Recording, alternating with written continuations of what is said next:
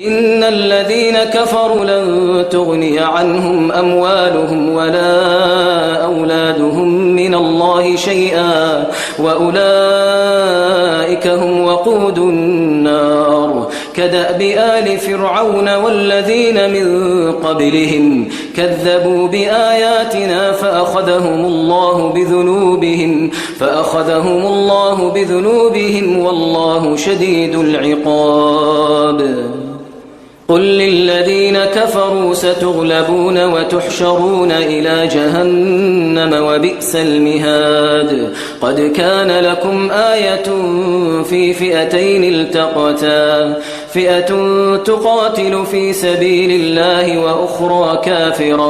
وأخرى كافرة يرونهم مثليهم رأي العين والله يؤيد بنصره من يشاء إن في ذلك لعبرة لأولي الأبصار.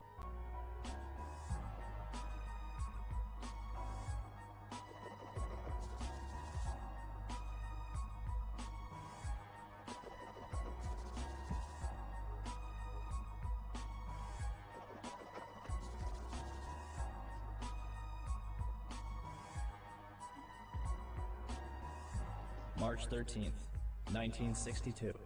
Lyman Lemnitzer, Chairman of the Joint Chiefs of Staff, presents a proposal to Secretary of Defense Robert McNamara, named Operation Northwoods. The document proposed staging terrorist attacks in and around Guantanamo Bay to provide a pretext for military intervention in Cuba. The plans included starting rumors about Cuba using clandestine radio, landing friendly Cubans inside the base to stage attacks, starting riots at the main gate, blowing up ammunition inside the base, starting fires, sabotaging aircraft and ships on the base, bombing the base with mortar shells, sinking a ship outside the entrance, staging funerals for mock victims, staging a terror campaign in Miami, Florida, and Washington, D.C., and finally, destroying a drone aircraft over Cuban waters. The passengers, federal agents in reality, would allegedly be college students on vacation. A plane at Eglin Air Force Base would be painted and numbered as a duplicate of a registered civil aircraft belonging to a CIA front in Miami. The duplicate would be substituted for the real plane and loaded with the passengers. The real plane would be converted into a drone. The two planes would rendezvous south of Florida. The passenger-laden plane would land at Eglin Air Force Base to evacuate its passengers and return to its original status.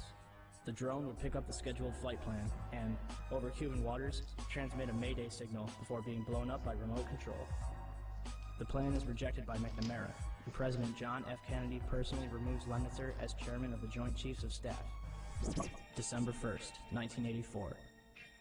A remote-controlled Boeing 720 takes off from Edwards Air Force Base and is crash-landed by NASA for fuel research. Before its destruction, the plane flew a total of 16 hours and 22 minutes, including 10 takeoffs, 69 approaches, and 13 landings. August 1997. The cover of FEMA's Emergency Response to Terrorism depicts the World Trade Center in crosshairs. February 28, 1998. The Global Hawk, Raytheon's unmanned aircraft vehicle, completes its first flight over Edwards Air Force Base in California, at an altitude of 32,000 feet, cruising altitude for a commercial jetliner. 1999. NORAD begins conducting exercises in which hijacked airliners are flown into the World Trade Center and the Pentagon. June 2000. The Department of Justice releases a terrorism manual with the World Trade Center in crosshairs. September 2000. The Project for a New American Century, a neo-conservative think tank whose members include Dick Cheney, Donald Rumsfeld, Jeb Bush, and Paul Wolfowitz, releases their report entitled Rebuilding America's Defenses.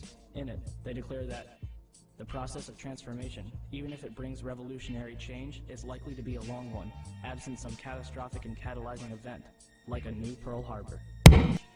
October 24th, 2000.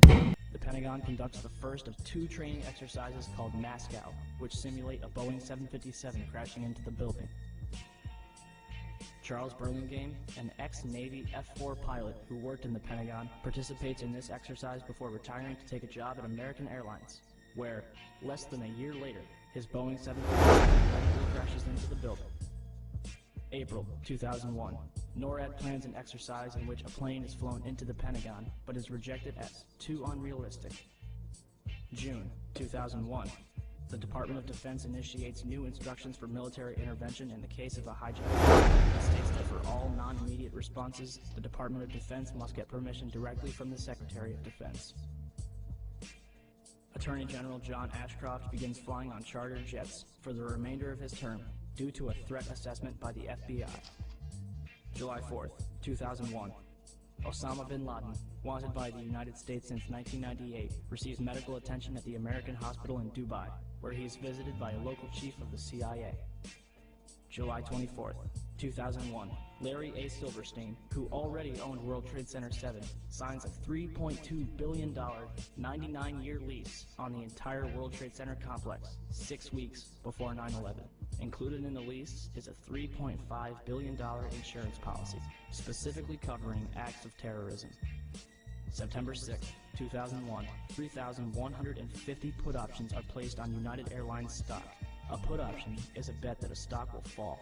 That day, put options were more than 4 times its daily average. Bomb-sniffing dogs are pulled from the World Trade Center, and security guards end 2 weeks of 12-hour shifts. September 7th, 2001, 27,294 put options are placed on Boeing stock, more than 5 times the daily average. September 10th, 2001, 4,516 put options are placed on American Airlines, almost 11 times its daily average. Newsweek reports that a number of top Pentagon brass canceled their flight plans for the next morning. San Francisco Mayor Willie Brown receives a phone call warning him not to fly the next morning. Pacifica Radio later reveals that this phone call came directly from National Security Advisor Condoleezza Rice. And in Pakistan, at a military hospital, all of the urologists are replaced by a special team in order to host their guest of honor, Osama bin Laden, who is carefully escorted inside to be watched carefully and looked after. September 11th, 2001. The National Reconnaissance Office in Chantilly, Virginia is preparing for an exercise in which a small corporate jet crashes into their building. NORAD is in the middle of a number of military exercises. The first, Vigilant Guardian, is described as an exercise that would pose an imaginary crisis to North American air defense outposts nationwide. The second, Northern Vigilance, moved fighter jets to Canada and Alaska to fight off an imaginary Russian fleet. 3 F-16s from Washington, D.C.'s National Guard at Andrews Air Force Base, 15 miles from the Pentagon, are flown 180 nautical miles away for a training mission in North Carolina. This left 14 fighter jets to protect the entire United States. All right, Boston Center, Team U. We have a problem here. We have a hijacked aircraft headed towards New York, and we need you guys we need someone to scramble some F-16s or something up there to help us out. Is this real world or exercise? No, this is not an exercise, not a test. Do we want to think about scrambling aircraft? Oh, God, I don't know. That's a decision somebody's going to have to make probably in the next 10 minutes.